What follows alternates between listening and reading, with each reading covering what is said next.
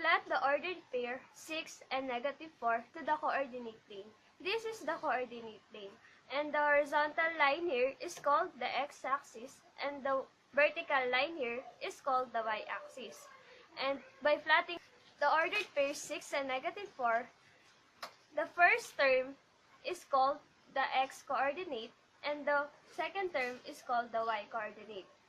And in plotting the x-coordinate, if it is positive, from the origin, which is 0, 0, move to the right, and if it's negative, move to the left.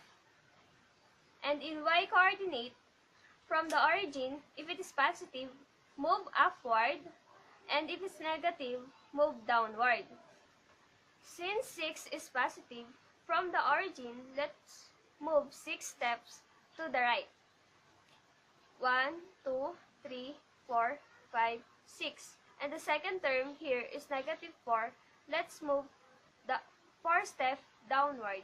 1, 2, 3, 4. And now, this is the point of the ordered pair 6 and -4. And that's how we plot points in the coordinate plane.